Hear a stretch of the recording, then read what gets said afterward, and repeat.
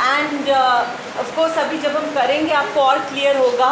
Opponent process theory एक खास theory है जो क्लासिकल कंडीशनिंग में भी एक पर्टिकुलर टाइप ऑफ कंडीशनिंग जिसका ड्रग टॉलरेंस कहते हैं उसको एक्सप्लेन करती है। तो ओपोनेंट प्रोसेस थ्योरी पैवलव वाले एक्सपेरिमेंट की एक्सप्लेनेशन नहीं है, बट ये क्यों क्लासिकल कंडीशनिंग के अंडर आ रही है और how it is kind of describing a very different process but something that's commonly observed, we will just discover that. ठीक है? तो अगर आपको opponent process theory of classical conditioning आता भी है, we are not referring to Pavlov or his experiment. आपने कहाँ से आंसर शुरू करना है, वहीं से हम आज की क्लास शुरू करने लगे। Now opponent process theory जो है ये एक, अगर आप बिल्कुल सिंपल वर्ड्स में समझने की कोशिश करें, ये माना जाता है कि हमारे बहुत सारे ऐसे एक्सपीरियंसेस होते हैं जिनके लिए आप में एक इमोशनल रिएक्शन आता है। और फॉर एग्जांपल आपकी तो बहुत क्लोज कज़न या रियल सिस्टर या रियल ब्रदर की शादी है। सो जैसे ही शादी सेट डिसाइड होती है date, you are really excited, शादी में ये करेंगे वो करेंगे, कुछ प्लान्स बन रहे होते हैं, then shopping starts, everything happens. जब शादी को लेकर 1 वीक इज है, आपको एकदम डिप सा महसूस होता है अपने मूड में, होता है सब। yes. और let's say sometime you are really excited about a particular party और योर बर्थडे और समथिंग लाइक दैट। बड़ी एक्साइटमेंट बड़ी देर रहती है, but just before the event आपको थोड़ा नेगेटिव या लो एनर्जी है ना। So why that happens is because आपका कोई भी इवेंट जो हो रहा होता है, फॉर एग्जाम्पल हमारी बहन की शादी है, initial emotional reaction is a lot of excitement, a lot of happiness, a lot of planning, a lot of energy, सब तरफ है। और जैसे आप उसके नज़दीक पहुंच रहे हो इवेंट के, तो ये जो इनिशियल इमोशनल रिएक्शन होता है इससे बिल्कुल उल्टी इमोशन आ जाती है, इससे बिल्कुल low energy, like sadness which is not understandable, emptiness सी फील होती है और फिर वो इवेंट हो जाता है। सो हमारे बहुत सारे इमोशनल रिएक्शंस हैं जिनको अगर आप एक इवेंट के घंटे से पहले डिवाइड करना चाहो तो उन इमोशनल रिएक्शंस को आप 2 पार्ट्स में डिवाइड कर सकते हो। एक initial reaction, in this example happiness, excitement, energy, और फिर after some time an after reaction और an opposite reaction which stage for some time. तो हम हर इमोशनल एक्सपीरियंस को या रिएक्शन को इन 2 फेजेस में डिवाइड कर सकते हैं। We are stating here that many emotional responses follow this pattern, that there is an initial reaction to the stimulus followed by an after reaction of opposite direction or opposite emotion. और इन 2 processes जो एक ही emotional reaction के 2 parts हैं, इन्हीं को आप opponent processes कहते हैं और यहीं से हमारा नाम opponent process theories आएगा। और इन्हीं प्रोसेसेस को आगे हम नाम भी देने वाले हैं, A process and B process. तो इस केस में हम ये वाली बात अब क्लासिकल कंडीशनिंग में कहाँ से आई, क्योंकि हम एक पॉइंट ऑफ व्यू को समझने वाले हैं कि जो मैं कह रही हूँ एक इवेंट है, जैसे अभी हमने एग्जाम्पल लिया मैरिज का, एक आपका अनकंडीशनड स्टिमुलस एक इवेंट है जिसके लिए आपका अनकंडीशनड रिस्पॉन्स जो है that is happiness, excitement and thrill and all that thing. पर कुछ टाइम के बाद वो जो नेगेटिव दिशा का दूसरी दिशा की इमोशन आती है उसको हम CR बोलने वाले हैं, कंडीशनड रिस्पॉन्स बोलने वाले हैं।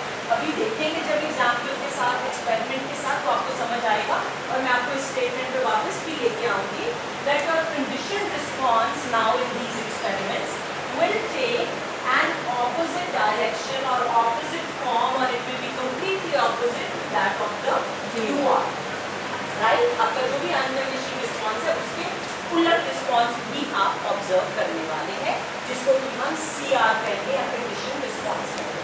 रिमेंबर अभी तक जब हम पैवलव वाली क्लासिकल कंडीशनिंग कर रहे थे, हमारा प्रीमाइस था that classical conditioning is called homogeneous reinforcement because CR and UR are identical और सिमिलर, दोनों ही सिलाइडल रिस्पॉन्स। इस पर्टिकुलर एक्सपेरिमेंट में या थ्योरी में आपकी homogeneous reinforcement does not hold. That is why I am repeating कि ओपोनेंट प्रोसेस थ्योरी एक खास तरह के फिनोमेना को एक्सप्लेन करती है जिसे हम जनरली ड्रग टॉलरेंस कहते हैं। We will just see that, ठीक है। So for now number 1, every emotional reaction can have 2 parts, an initial reaction which is called the response now, and an after reaction of opposite direction, which we are going to call the conditioned response. Okay. Now opponent process theory पे जिन लोगों ने काम किया है, 3 लोग हैं जिनके बारे में हम पढ़ेंगे. एक है सोलोमन एंड कॉर्बेट, इन दोनों ने इकट्ठे रिसर्च की, और उसके बाद कुछ रिसर्च सीगल ने की जो इस थ्योरी को बहुत अच्छे से एक्सप्लेन करती है और इसके अप्लाइड फोकस को भी बहुत अच्छे से एक्सप्लेन करने वाली है. सो एक पर्टिकुलर एक्सपेरिमेंट जो सीगल का है ऑपोनेंट प्रोसेस थ्योरीज के ऊपर, that's a very influential experiment and you will see why when we do that. शुरू हम करेंगे सोलोमन कॉर्बेट से, then we move on to Siegel's research. Solomon Corbett ने, हम जनरली ये वाली ऐड आती है डर के आगे जीत है, जो कि डर इज लाइक इनिशियल रिएक्शन, आई क्या होगा क्या होगा क्या होगा, बट उसके बाद when you are done with that experience, for example paragliding आप में से कुछ लोगों ने शायद की हो या इंटेंड करते हो, या कुछ मेरे जैसे हो जो जीवन में कभी ट्राई भी नहीं करेंगे, राइट. सो हम कई दफ़ा ऐसे कोई एडवेंचरस स्पोर्ट्स या कुछ करने लगते हैं कि शुरू में बड़ी एक्साइटमेंट हो, I am gonna try that, ये करूँगी वो करूँगी, लेट्स सी क्या हो, और फिर जब बिल्कुल उस एक्सपीरियंस के पास पहुँचते हो, जब आपको शायद वो बेल्ट्स बंद रही होती हैं या आप डिसाइड कर रहे होते हो कि अभी जा रही हूँ मैं उस जगह पे, उस हिल पे जहाँ से मैंने नीचे जंप मारनी है, तब आपको लगेगा कि क्या मोड़ ली बाय why did I even decide to be here. आपको इतना फियर लगेगा, आपको लगेगा कि ओहो मैं तो पैनिक से मर जाऊँगी. लेकिन फिर जल्दी आप जब उससे आपको कोई धक्का मार ही देगा, आप पूरा घूम फिर के जब नीचे आओगे तो the sense of achievement is immense कि वाओ आई डिड दिस. फिर आपकी स्टोरीज, आपकी बातें सिर्फ उसी के बारे में होता है ऐसा. सो द इनिशियल रिएक्शन जो होता है बड़ी एक्साइटमेंट वाला, उसको हम कंडीशन रिस्पॉन्स कहने वाले हैं. और जो वो बाद में जाके फियर थोड़ी देर के लिए आता है, जो लगभग पैरालाइजिंग होता है. बहुत सारे लोग बिल्कुल बांध के कहते भैया मैंने नहीं करना, बस बस बस, और फिर ड्रॉप कर जाते हैं. कहीं ना कहीं वो सीआर इतना स्ट्रॉन्ग हो जाता है of fear that they can't handle it, right. So जहाँ कहीं भी हमारे ऐसे स्ट्रॉन्ग इमोशनल रिएक्शन होते हैं, वहाँ इन 2 पार्ट्स के आने की ऑप्शन शायद रहती है. इन दी एंड विल ऑल्सो सी कि कब कब ये 2 पार्ट्स या आपका opponent process theory actually apply करती है और कब कब नहीं करती. सो सोलोमन और कॉर्बेट ने ऐसी बहुत सारी स्टेटमेंट्स जो आसपास चल रही थी, उनको actually they took it to heart and they started understanding कि शायद जब हम हैप्पी एक्साइटेड होते, maybe one we may become habituated to that emotion, and after some time जब वो हैबिचुएशन एक लेवल, एक सैचुरेशन तक पहुंच जाती है, उसके बाद it gives way to the negative emotion, to the fear, to a lot of paralysing panic that we experience. Okay, so opponent शब्द का बेसिक मतलब है ऑपोजिट, एक चीज़ हो रही है उसके उल्टा, राइट. फॉर एग्जांपल हैप्पीनेस का उल्टा है सैड, डे का है नाइट, हेल्दी का है सिक, पॉजिटिव का है नेगेटिव. ऐसे बड़े सारे वर्ड्स हम यूज़ करते हैं. सो ऑपोनेंट प्रोसेस में कुछ तो 2 चीज़ें आ रही हैं which are opposite to each other, and for us they are going to be the emotional reaction. So Solomon Corbett ने ये जो इनिशियल इमोशनल रिएक्शन है, इसको नाम दिया ए प्रोसेस, और वो जो लेटर आफ्टर रिएक्शन है उसको नाम दिया B process. A process and B process opponent process theory में 2 प्रोसेसेस माने जाते हैं. एक जो एक दिशा में चलता है, जो इनिशियल रिएक्शन होता है, उसको आप ए प्रोसेस कह सकते हैं, और एक जो उल्टी दिशा में चलता है उसको आप बी प्रोसेस कह सकते हैं. ठीक हो गया, यहीं से इसका नाम भी आया है. सो दैट मीन्स बहुत सारे एक्सपीरियंसेस में हमारा हम पीक, आई थिंक ये जो पर्टिकुलर डिस्क्रिप्शन है, आपने किसी डिसऑर्डर में पढ़ी ऐसी डिस्क्रिप्शन? Bipolar.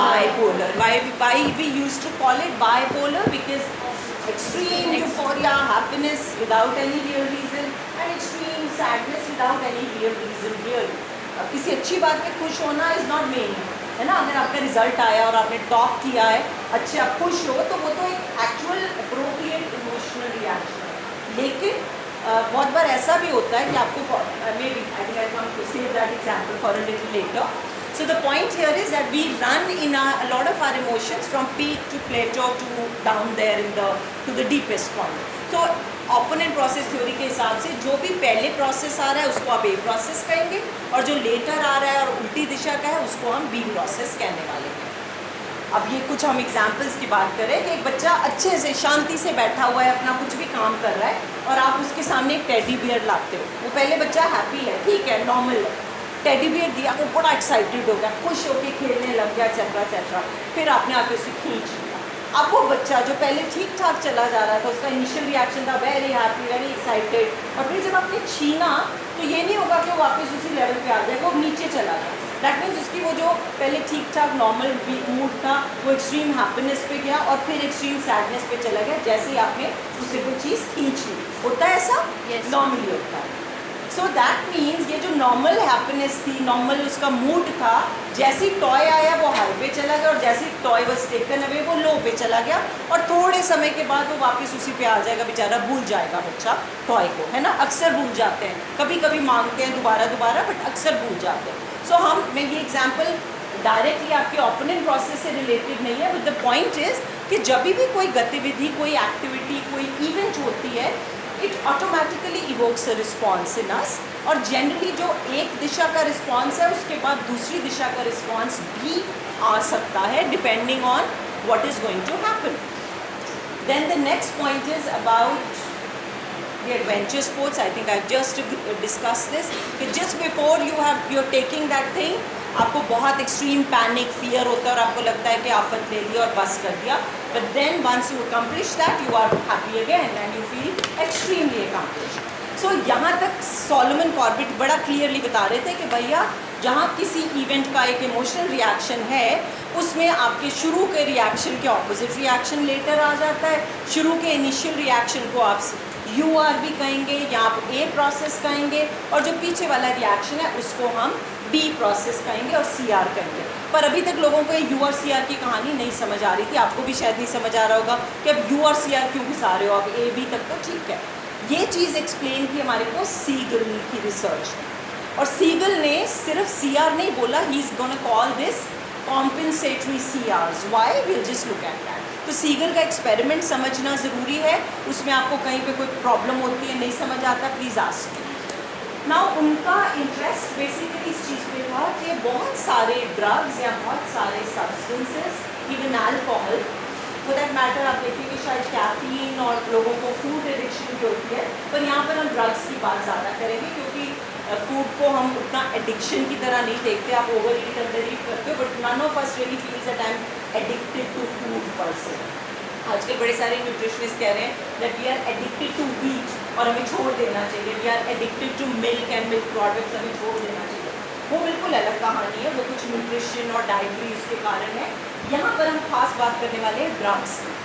आपने ज़रूर सुना होगा, बहुत बारी हमारे आसपास ज़रूर कुछ लोग होते हैं जो अल्कोहल पक्का पीते हैं, हो सकता है आप भी पीते हो या आपने भी ट्राई किया।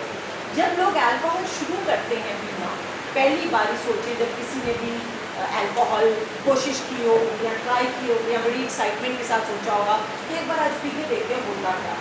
कई बार यंगर टाइम स्टूडेंटहुड में हम लोग जब इकट्ठे होते हैं फ्रेंड्स, तो एक एडवेंचर की तरह, एक रिस्क टेकिंग बिहेवियर की तरह सकता है, just try to test and see के क्या होता है कि लोग नशा क्यों करते हैं।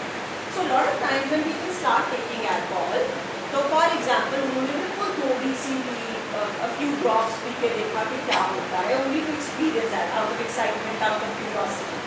पिया और उनको या तो एकदम लगेगा कि वो नशा होना चाहिए तो वो ऐसे एक्ट करने लग जाएंगे जैसे बहुत नशा होगा, या फिर इससे तो कुछ हुआ ही नहीं, है ना। फिर उसको 3-4 ड्रॉप्स से थोड़ा एक धड़कन बढ़ जाएगा, फिर वो उससे भी अगर कुछ नहीं होगा तो थोड़ा और बढ़ जाएगा। ये तो हम एक्साइटमेंट में करते हैं, क्यूरियोसिटी में करते हैं। तो वो लोग जो नशा करने लग जाते हैं, मैं अल्कोहल का एग्जाम्पल लेती हूँ, but of course it applies to lot of other drugs also.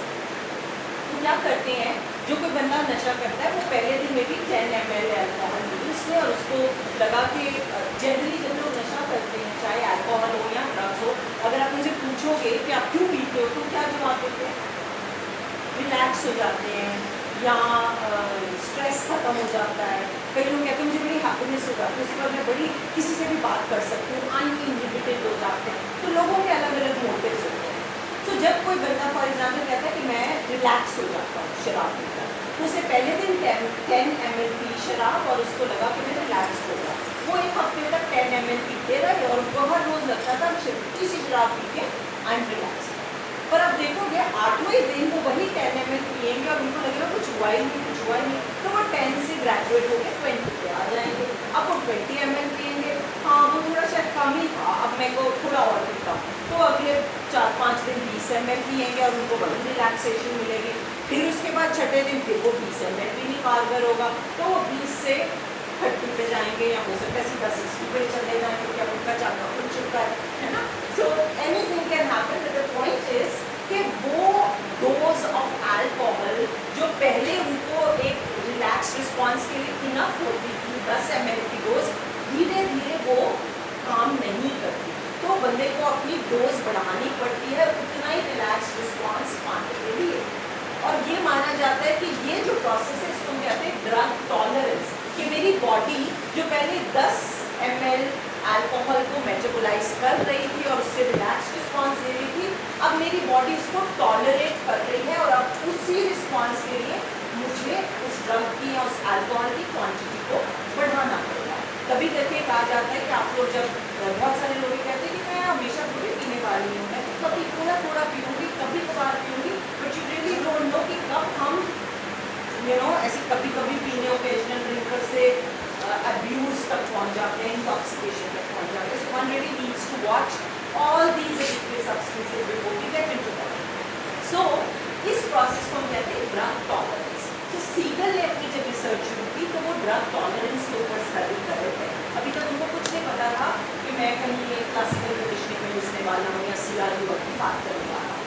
So it was seen that a lot of drugs also show drug tolerance, and drug tolerance is the reaction where with repeated administration of a particular dose of a drug, the animals or an organism's reaction to the drug increases, and then they have to increase the quantity to get the same reaction.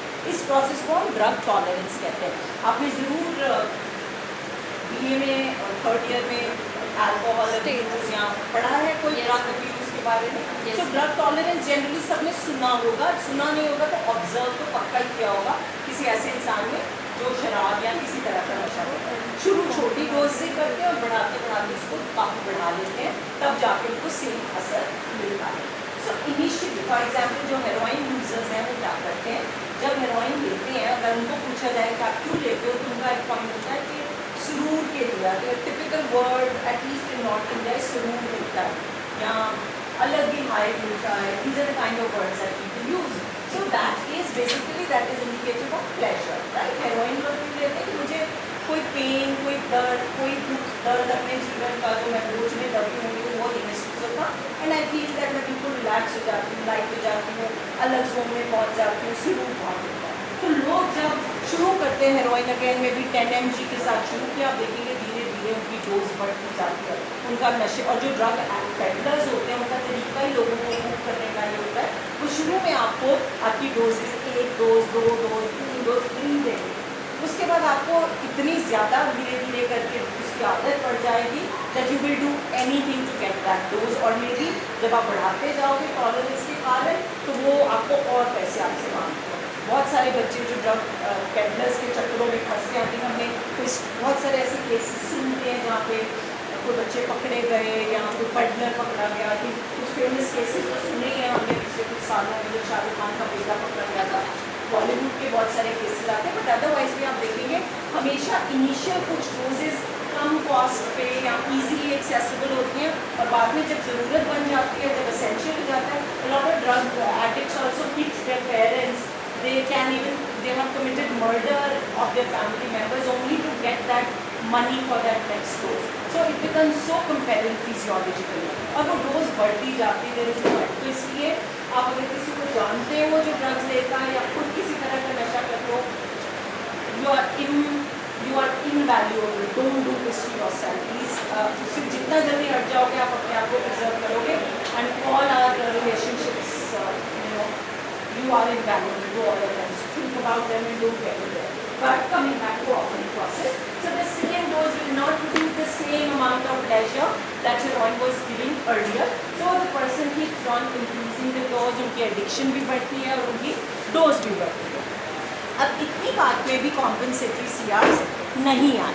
ये जो drug tolerance था, लोगों ने कहा इसमें कोई rocket science नहीं है। आप जब शुरू में जितना अमाउंट लेते हो वो कोई भी नई चीज़ जब हम खाते हैं तो या पीते हैं तो हमारी बॉडी के लिए it's like a stranger, it's a new thing that you have ingested, तो उसको बॉडी में मेटाबोलाइज होते पहली बार टाइम लगता है, फिर दूसरी बार, फिर तीसरी बार, फिर चौथी बार, फिर 100वीं बार, तो आपकी बॉडी अच्छे से उसको मेटाबोलाइज कर लेती है। जैसे अल्कोहल लिया, आपकी बॉडी के वो ब्रेन के, नर्वस सिस्टम के और इवन डाइजेस्टिव सिस्टम के, लिवर आपका झट से जाग जाता है कि अल्कोहल आ गया, मुझे इसको डाइजेस्ट करना है, इसको ब्रेक डाउन करना है। सो हमारे सारे सिस्टम्स रेगुलराइज हो जाते हैं। तो लोगों ने कहा जब आप कोई ड्रग देर तक लेते हो, कोई अल्कोहल देर तक लेते हो, तो पहले बॉडी को टाइम लगता है उसे मेटाबोलाइज करने में, कुछ डोजेस के बाद आपकी बॉडी जल्दी से मेटाबोलाइज कर लेती है, तो इसलिए आपको आगे और डोज की ज़रूरत पड़ती है। This was a pharmacological explanation which help true for a very long time. लेकिन अभी जो सीगर का एक्सपेरिमेंट है उससे बिल्कुल कुछ अलग दिखाया, उसका मेटाबॉलिज्म से कोई लेना देना नहीं था। They have brought in classical conditioning in this. Solomon Corbett ने तो ड्रग टॉलरेंस को अपने AB प्रोसेस से ही एक्सप्लेन किया, जैसा मैंने शुरू में भी आपको बताया कि ड्रग लिया, बंदे ने पहली बार लिया तो उनकी इनिशियल रिएक्शन क्या है, एक्सट्रीम प्लेजर, वो कहते हैं बड़ा अच्छा लग रहा है, बड़ा अच्छा लग रहा है, बड़ा अच्छा लग रहा है। पहली डोज लिया, अगली डोज से पहले क्या होता है, they start having withdrawal symptoms, वो अच्छा लगने की बजाय वो सैडनेस, बहुत ज़्यादा घबराहट हो रही है, परेशानी हो रही है, वो नेगेटिव इमोशन से शुरू करते हैं, फिर जैसे डोज लेते हैं उनको ठीक लगने लग जाता है। कुछ दिन के बाद ये डोज कम पड़ जाती है तो वो 10 से 20 लेते हैं, तब जाके वो ठीक महसूस होना शुरू होता है। तो इन्होंने ये कहा कि जब ड्रग लेके जो प्लेजर महसूस होता है उसको आप A प्रोसेस कैसे देते हो, और जब वो ड्रग आपका समय तक चलता रहता है तो उसके बाद ये जो आपको विड्रॉल जैसी फीलिंग या मज़ा उतना नहीं आ रहा वाली फीलिंग है, उसको आप B प्रोसेस कह सकते हो। ये सॉलोमन कॉर्बेट की एक्सप्लेनेशन। सीगल इसको नहीं मानने वाले हैं, सीगल अपनी एक्सप्लेनेशन दिखाने वाले हैं। So Solomon Corbett ने simply यही कहा that drug tolerance is simply a result of strengthening of your A process, strengthening of the B process, which comes later after your A process has occurred. So pleasure after heroin, but after some time that dose goes low. आप dose बढ़ाओगे तभी आपको A process महसूस होगा, क्योंकि आपका B process strong होता जा रहा है। आपको घबराहट, पैनिक या ब्लडिंग होना, ये सारा कुछ आपका ज़्यादा स्ट्रॉन्ग होगा। जब सफोकेशन होगी तो लाते हैं, फिर थोड़ी देर खोलना है, ठीक है जी। So with successive drug administration there is an automatic strengthening of your B process. जो पहले थोड़ा सा आता था B प्रोसेस, अब वो स्ट्रॉन्ग होने लग जाता है, और जो A प्रोसेस है वो वीक होने लग जाता है। तो A को स्ट्रॉन्ग करने के लिए मुझे डोज बढ़ानी पड़ेगी, ऐसा सॉलोमन कॉर्बेट ने कहकर ड्रग टॉलरेंस को एक्सप्लेन करने की कोशिश की, राइट। चाहे आप फार्माकोलॉजिकल एक्सप्लेनेशन लीजिए, चाहे आप सॉलोमन कॉर्बेट की एक्सप्लेनेशन लीजिए, दोनों ही ये कह रही हैं कि ड्रग टॉलरेंस तब होती है जब हमारी बॉडी किस तरह उस ड्रग को प्रोसेस करती है वो चेंज होता है। कि शुरू में हमारे को उस ड्रग को प्रोसेस करने में समय लगता है, धीरे धीरे हमारी बॉडी जल्दी प्रोसेस करती है, और तब आपका B प्रोसेस स्ट्रॉन्ग हो जाता है, A प्रोसेस वीक हो जाता है। अब आप जितने ड्रग देते जाओगे 1 डोज आफ्टर अदर, आपको डोज बढ़ानी पड़ेगी ताकि आपका उतना ही A प्रोसेस, उतना ही प्लेजर फील हो जो इनिशियली छोटी सी डोज के साथ एक्सपीरियंस हुआ था। और लेकिन सीगल इसको नहीं मानने वाले। सो शेफर्ड सीगल ने क्या कहा, उन्होंने कहा भैया ये तो क्लासिकल कंडीशनिंग का खेल है, इसमें कोई बॉडी के मैकेनिज्म की बात नहीं है। सो सीगल ने ये बोला, जो सेकंड आपका स्टैंजा है, that drug tolerance is the result of a conditioned response that is elicited by the stimuli that regularly precede drug administration। अब इसका एक्सपेरिमेंट देखेंगे तो आपको ये वाला स्टैंजा आपके साथ दोबारा पढ़ूंगा। क्या कह रहे हैं सीगल कि ड्रग टॉलरेंस क्यों हो रहा है, it is basically a conditioned response, a learned response that the animal has. और ये किस चीज़ को कंडीशन रिस्पॉन्स है, क्या कंडीशन स्टिमुलस है इसका, वो स्थितियाँ, वो कंडीशंस, वो सिचुएशंस जहाँ पर ड्रग लिया जा रहा है, stimulus conditions that preceded drug administration. इसका जब एक्सपेरिमेंट और एक एग्जाम्पल करेंगे, आई होप आपको उससे ज़्यादा क्लियर होगा। अभी के लिए हमने सिर्फ इसको पढ़ा है, मैंने आपको भी समझाया नहीं है कि इसमें CRUI की बात क्यों हो रही है। और बहुत सारे ड्रग्स के साथ ये जो कंडीशन रिस्पॉन्स है, it is a compensatory CR। Compensatory का मतलब it is opposite of the UR। तो जो आपको अदरवाइज UR पे प्लेजर आ रहा है, जब आपको डोज बढ़ानी पड़ती है तो आपका जो CR आता है वो बेसिकली पेन या anxiety, not feeling any pleasure, वो वाली फीलिंग आती है. सो दैट इज वाई वो कह रहे हैं कि आप कंडीशन रिस्पॉन्स को कॉम्पेंसेटरी CR हम कहेंगे, which is opposite of UR. इस स्लाइड पे मैं वापस आऊँगी सीगल के एक्सपेरिमेंट के बाद. सीगल ने एक्सपेरिमेंट, हाँ जी, एनी क्वेरी? नो. सीगल ने एक्सपेरिमेंट किया रैट्स के ऊपर, ठीक है, और रैट्स को क्या उन्होंने ड्रग यूज़ किया? Morphine. We are all aware of morphine. सुना हुआ है आपने नाम? मॉर्फिन का मेडिकल यूज़ भी होता है, पेन किलर होता है बेसिकली मॉर्फिन. कहीं आपको ऐसा रेडिली अवेलेबल नहीं होता. अगर आप सेरिडोन या कोई ऐसी गोली खा रहे हो पेन किलर जो ओवर द काउंटर मिलती है, उसमें मॉर्फिन नहीं होता है. लेकिन मॉर्फिन उन केसेस में दिया जाता है अगर फॉर एग्जांपल किसी की कोई सर्जरी हुई है या किसी को किसी तरह के भी मेडिकल प्रोसीजर के दौरान सीवियर पेन है, किसी एक्सीडेंट के बाद सीवियर पेन है, तो केवल डॉक्टर्स हॉस्पिटल सेटिंग में मॉर्फिन एडमिनिस्टर करते हैं पेन को कंट्रोल करने के लिए. रेडिली ऐसा नहीं करता. तो सीगल मॉर्फिन का असर देखना चाहते थे रैट्स के ऊपर in light of drug tolerance. तो रैट्स को लिया और हम देखिए कि पता होना चाहिए अनकंडीशनल स्टिमुलस है मॉर्फिन, और उसका unconditional natural response is analgesic response. Analgesia होता है पेन किलिंग. अब पेन किलर्स को एनाल्जेसिक टेबलेट्स भी कहते हैं, राइट. सो मतलब जब मॉर्फिन लेते हो तो जो दुख दर्द होता है वो खत्म हो जाता है. लोग इसलिए भी मॉर्फिन का नशा करते हैं कि मेरे जीवन में इतना स्ट्रेस है, कोई एस्केप नहीं है, एक मॉर्फिन का डोज लूँगी तो मेरा ये स्ट्रेस कम हो जाता है, ऐसा लोगों का कहना है. लेकिन आप लोग जानते हो कि हमारी बॉडी में भी मॉर्फिन प्रोड्यूस हो सकता है, जिसको आप एंडोर्फिन कहते हो, एंडोजेनस मॉर्फिन, जिसको हम साधारण भाषा में हैप्पी हार्मोन कहते हैं. और कम से कम 2 तरीके हैं, ज़्यादा 3 तरीके हैं, बट 2 बड़े क्लियर तरीके हैं जिनके द्वारा आप अपनी बॉडी में ये पेन किलर प्रोड्यूस कर सकते हो बिना किसी साइड इफेक्ट के. मॉर्फिन के नशे के बहुत सारे साइड इफेक्ट्स हैं. कौन से 2 तरीके आपने सुना एंडोर्फिन प्रोड्यूस करने के? मैम हग करना, हग करना और या एक्सरसाइज, फिजिकल वर्कआउट. आप लोगों ने कभी भी जब बहुत अच्छे से एक्सरसाइज की होती है, मतलब सपोज आप आधा घंटा जॉब करके आए, चाहे ट्रेडमिल पे किया, उसके बाद जो एक्सट्रीम रिलैक्सेशन होती है जब आप बैठते हो पानी पीते हो, याद है वो सबने कभी ना कभी एक्सपीरियंस की होगी. और जब आप बहुत ज़्यादा उस स्टेट में होते हो completely relax, there is no pain in your body. हालांकि आपने फिजिकल वर्कआउट करते हैं, इमीडिएटली आफ्टर वर्कआउट आपकी बॉडी में बहुत सारा एंडोर्फिन प्रोड्यूस होता है. That's number 1 thing. Number 2 way is laughing.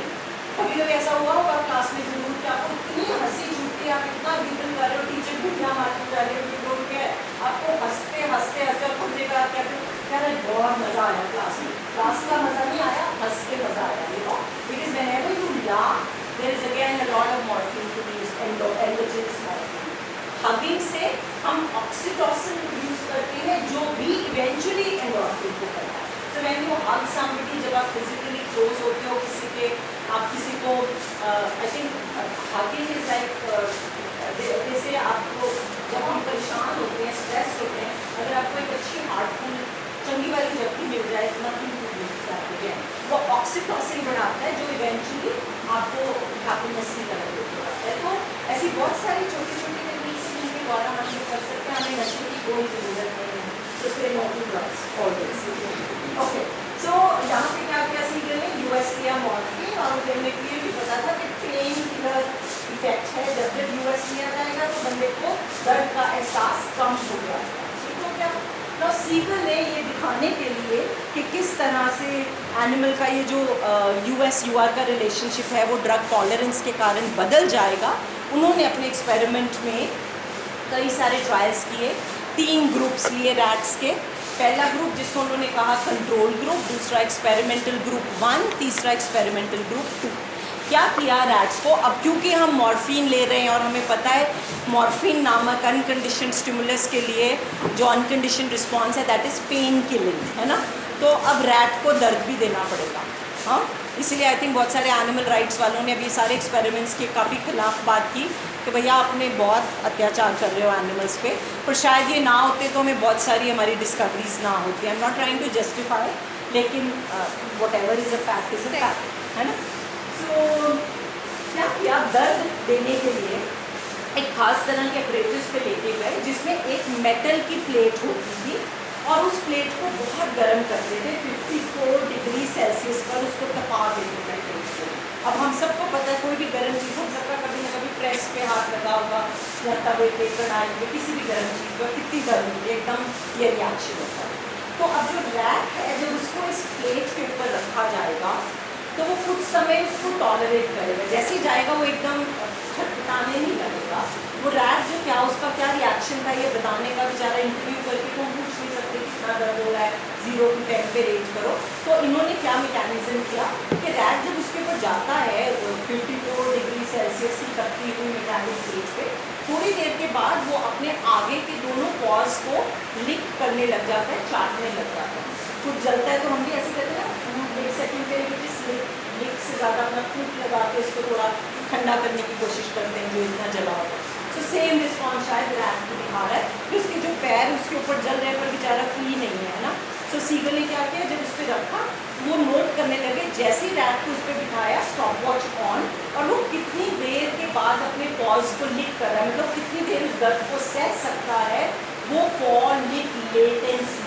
Latency मतलब कितनी देर के बाद वो अपने पॉज को लिक करेगा, वो टाइम नोट करने लगे, क्योंकि उससे हमें पता चलेगा कि क्या एनिमल उस दर्द को देर तक सह पा रहा है या क्या उसका दर्द का एहसास कम हो गया है, जैसा कोई भी पेन किलर टेबलेट लेके होता है। क्योंकि अब हम उसे मॉर्फिन का इंजेक्शन भी देंगे, पर उससे पहले ज़रूरी था एक ये तरीका डिवाइस करना कि हम उसको पेन दें और जान पाएँ कि कितनी देर वो बिना किसी ड्रग के वो कितना दर्द सह सकता है।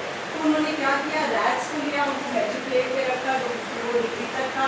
हम देखना चाहते थे रैट पेन की तरफ कितना सेंसिटिव है, कब तक उसको सह सकता है। जब उसके पॉज बहुत ज़्यादा पेनफुली हॉट हो जाते थे, he would start licking his paws and the time that he took to lick that paws is called the latency of paw lick or paw lick latency। अब इसको हम मेजर कर सकते थे, हम उस बेचारे को पूछ के तो नहीं 0 to 10 करा सकते थे, पर हमें ये पता चल जाता था कि अच्छा जितनी देर वो सह रहा है दैट मीन्स उसको दर्द सहने की उसकी क्षमता क्या बढ़ेगी या घटेगी मॉर्फिन के साथ। सो अब सीगल ने ये जब डिवाइस किया, अब उन्होंने 3 रैट्स लिए और तीनों को अलग अलग ट्रीटमेंट दिया ये जानने के लिए कि क्या होता है ड्रग टॉलरेंस। पहला ग्रुप है आपका कंट्रोल ग्रुप। कंट्रोल ग्रुप है जिसमें 4 ट्रायल्स किए गए, एक दिन में एक ट्रायल होता था, उसके बाद 2 दिन की ब्रेक होती थी, 48 आवर्स का गैप होता था, फिर दूसरा ट्रायल, फिर 2 दिन की ब्रेक, फिर तीसरा ट्रायल, फिर 2 दिन की ब्रेक और चौथा ट्रायल, राइट। तो 4 ट्रायल्स किए इस रैट के साथ, they were separated by 48 hours each. Rats को जैसे इस चेम्बर में लाया गया, अब ये जो कंट्रोल ग्रुप वाला इसको आप मॉर्फिन नहीं दे रहे हो, हम सेलाइन इंजेक्शन दे रहे हैं। सेलाइन पानी is just salted water, right. और सेलाइन इंजेक्शन क्यों दिया जा रहा है कि लोगों ने कहा कि अगर आप कुछ भी नहीं दोगे इस रैट को तो शायद मतलब इसको तो इंजेक्शन भी नहीं, हमें पता है कि हम अपने एक्सपेरिमेंट में मैक्सिमम वेरिएबल्स को कंट्रोल करते हैं, है ना। तो हो सकता है इस रैट को जो यहाँ पर है अगर आपने इंजेक्शन नहीं दिया तो उसने ना तो सुई महसूस करी, कुछ भी नहीं किया, बाकियों को मॉर्फिन का इंजेक्शन देंगे पर इसको पानी का या सेलाइन वाटर का इंजेक्शन दिया, only to standardize the conditions for 3 groups. Saline water का इंजेक्शन दिया और फिर इसको उठा के उसी गर्म मेटल प्लेट पे रखा, ये देखने के लिए कि वो कितनी देर के बाद अपने पॉज को लिक करता है। 2-2 दिन के अंतर पर ये वाला एक्सपेरिमेंट हो रहा था। तो ये देखो चारों ट्रायल्स में ऑन एन एवरेज वो 13 सेकंड तक उस पर खड़ा रहता था और 13वें सेकंड में वो अपने पॉज को लिक करने लग जाता था। That means paw lick latency for an undrugged animal is 13 seconds. बिना किसी मॉर्फिन के वो 13 सेकंड तक उस दर्द को सह सकता है। Is that okay? So control group में हमने बेसिकली एक बेसलाइन वैल्यू आ गई कि बिना किसी ड्रग के एनिमल इतनी देर दर्द सह सकता है। अब अगर मॉर्फिन का असर पेन किलिंग है तो वो 13 सेकंड से ज़्यादा समय तक उस दर्द को सहेगा, ये प्ली था। So this was your control group. Like I said आपके 4 ट्रायल्स हुए सेपरेटेड बाय 48 आवर्स और उसी एक्सपेरिमेंटल चेम्बर में लेके जाते थे जिस पे मेटल प्लेट आती थी और एनिमल जो है वो 13 सेकंड तक इन चारों ट्रायल्स पर उस दर्द को सहता था और फिर 13 सेकंड के बाद अपने पॉज को लिक करने लग जाता था। ये अनड्रग्ड एनिमल का बेसलाइन रीडिंग्स होते हैं। अब आते हैं जी एक्सपेरिमेंटल ग्रुप 1 के ऊपर। दोबारा एक और रैट को लिया, 4 ट्रायल्स किए, 48 आवर्स से सेपरेटेड है, लेकिन यहाँ पर सलाइन वाटर की बजाय हम क्या देने वाले हैं, मॉर्फिन का इंजेक्शन। और हमें पता है जब मॉर्फिन का इंजेक्शन देकर फिर उसको अब हम मेटल की प्लेट पे खड़ा करेंगे। ठीक हो गया। Morphine is the uncondition stimulus. Uncondition response to morphine is analgesia. That means अब वो दर्द को सह सकेगा या उसके दर्द की जो सेंसिटिविटी है वो कम हो जाएगी, दर्द का एहसास जो है उसको कम होगा। तो अब वो 13 सेकंड से ज़्यादा समय तक उसके ऊपर खड़ा रहना चाहिए और फिर उसने अपनी पॉलिक लेटेंसी शुरू करेगा। अब ये हुआ, टाइम देखेंगे आप। पहले ट्रायल के बाद तो एनिमल सीधा 24 सेकंड तक खड़ा रहा। दैट मीन्स क्लियरली मॉर्फिन का जो पेन किलिंग इफेक्ट है उसने दिखाया।